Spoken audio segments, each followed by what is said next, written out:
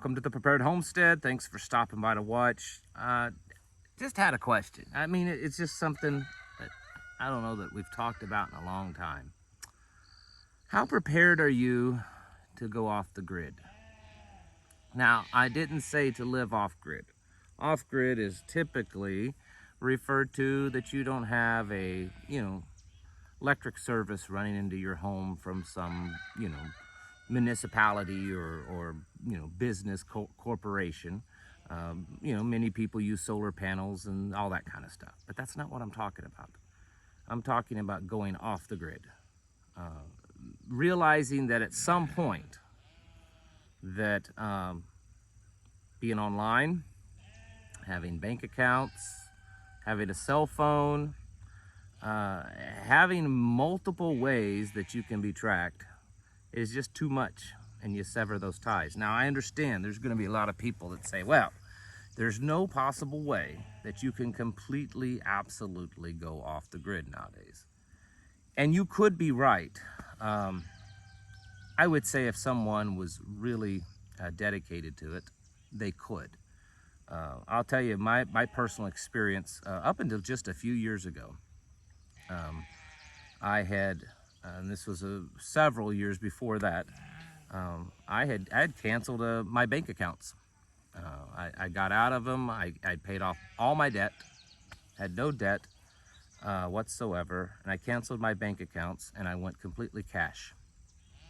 I had to pay a fee for like a paycheck. I'd have to go take my paycheck and go to the bank, and usually had to pay a couple of dollars fee to cash it. And if I needed a check, I would go to a place and transfer my cash money into a money order and mail it off. But I did not have a bank account. And I did it at first just to see how hard it would be. And it took a little bit of getting used to. It was a little inconvenient. But after a while, it wasn't that hard. And I did that for years. And I know that's not completely off the grid. I didn't have Facebook. I didn't have any kind of social media for several years. And if I didn't have this YouTube channel right now, I wouldn't have it. So I know that at least to some extent it is possible. And the reason why I'm getting to all of this, and the reason why I think that many of you, if all of you really, should have a plan for that, to start thinking about it, start looking into it, and the things that you need to adjust in your life right now that could better help you get to that point in the future, you should probably start doing. With all the stuff that we talk about on a daily basis on this channel, and the stuff that you're watching other channels and reading other stuff, all the stuff that's going on that's bad, right? The economy stuff, the supply chain stuff, this whole monkey boil thing, and all the other things that are happening, wars and rumors of wars and famines. And one of the underlying major points to this whole reset is to have absolute total control of you, your information, your data, your intellectual data, your financial data, your biological data. They want to, Big Brother, for many of you for years talked about Big Brother's watching. Nothing compared to what their plan is and what their goal. They want to have absolute total knowledge and control of you and your life. I believe that this is very biblical too. The ability to control how you spend your money, that you can't trade in anything without the mark. That's all talking about this, what's happening right now, these end times. And I'm not saying that, maybe the thing in the arm or something on your phone is necessarily the mark. I'm saying it's setting us up for that one day. It's preparing us, it's conditioning us for that to happen. And as things worsen, as the reset takes stronger hold, as the fourth industrial revolution continues to grow, they are going to know more and more about you, and they will have more and more control over you.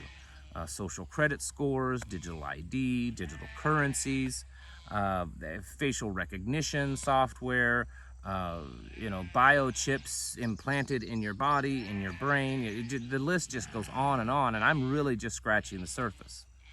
So again, the question is, how prepared are you to go off the grid, at least as much as possible? And maybe, and I don't know the answer to this. I don't know the answer to any of the things that I'm asking you right now. I'm mostly just proposing the question, encouraging you to think about it. Is there a way to go partially off the grid, like really try to, cancel your bank accounts, your cell phone, your social media stuff, that kind of stuff? Is that enough to make a difference, or is it all or nothing kind of thing? I don't know. I don't have the answers. But I can tell you that they have been collecting and building this infrastructure for this complete control and knowledge and absolute data mining your information for years. Several years ago, I was very much involved in looking into the whole fusion centers that were going on. I won't go into that because that's a long story, but many of you know what I'm talking about. They're really all over the world. They're part of a United Nations network, and your data has been collected for years. The old thing that the CIA's listening to your phone calls. Oh, it's way more than that, folks. Way more than that. And now they're collecting your DNA, your everything you do. I wanna play first this clip here, and I've shown this guy on here a few times. This is that Yuval Noah Harari. I'm not sure if that's how his name is pronounced, but this guy is one of the top advisors to Klaus Schwab in the World Economic Forum. He has also been an advisor to numerous world leaders.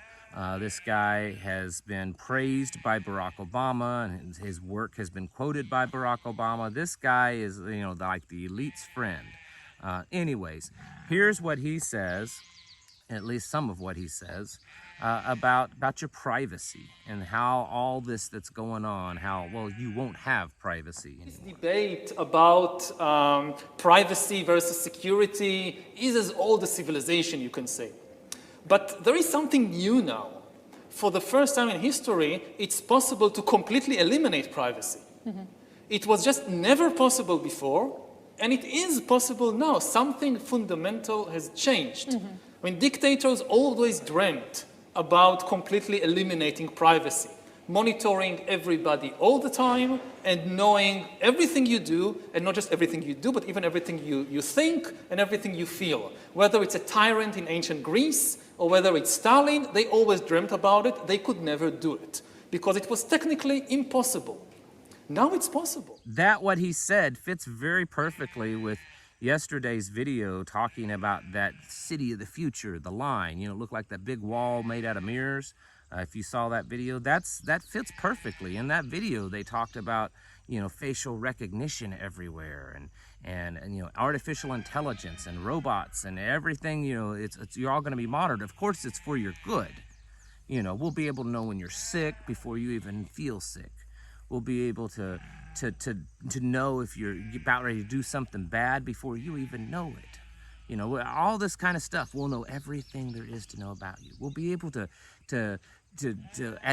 offer you what to eat before you even know what you want to eat, or maybe even that you're hungry, because we'll know that much about you. We will have collected that much data on you and built a profile, an artificial intelligent profile based on you.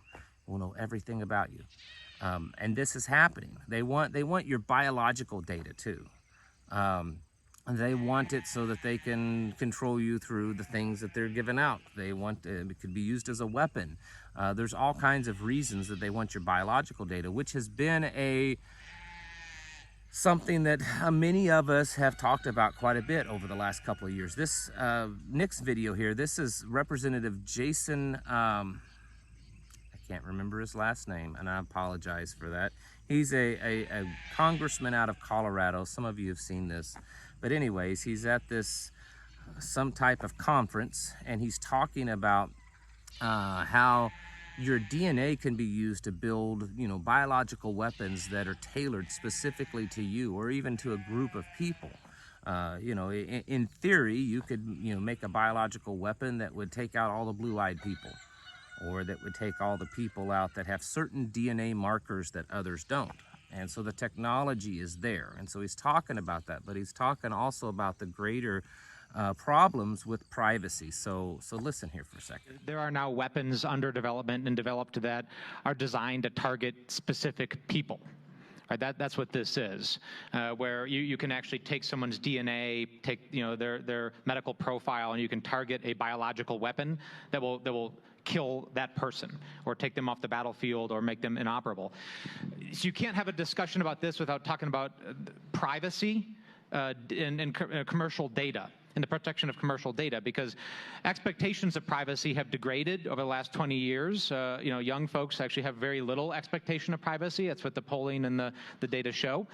And people will very rapidly spit into a cup and send it into 23andMe and get really interesting data about their background. And guess what? Their DNA is now owned by a private company and can be sold off with very little intellectual property protection or privacy protection. And again, the stuff that I'm saying, the stuff in these two clips here, we're really scratching the surface. The absolute control and the ability for absolute control and collecting everything there is to know about you, it's becoming more and more and more of a reality. Already so much data is collected on each one of us. So, for the third time, what is your plan? You don't have to put it down in the comments. At least don't put anything that's too specific. But do you think about this? Do you sit there and say, okay, this is what I'm going to do, and this is the line that I have set up, and once that line is crossed, then I'm pulling the plug. Kind of like bugging out. I mean, that's really how you should, if bugging out is part of your plan, if you feel that you might get to a point that you have to bug out, that's what you have to do. You have to plan for it. You don't just say, I'm going to bug out, and then at some point in the future when things get, horrible and it's been slung all over the fan, then you just jump in your vehicle and take off running. That's not bugging out. That's stupidity, okay? Bugging out is having a plan. You know where you're going to go, you know how you're going to get there, and you have a contingency on how you're going to get there, different routes, different vehicles. You have, equipment and supply set up that you're going to take with you and how you're going to take it with you. You have, if it's a long distance, you have stops along the way designated. You have that all planned out. And then along the way, you also plan out and set up markers so that if this, and this happens, or however you work it out, then that initiates my bug out plan, okay?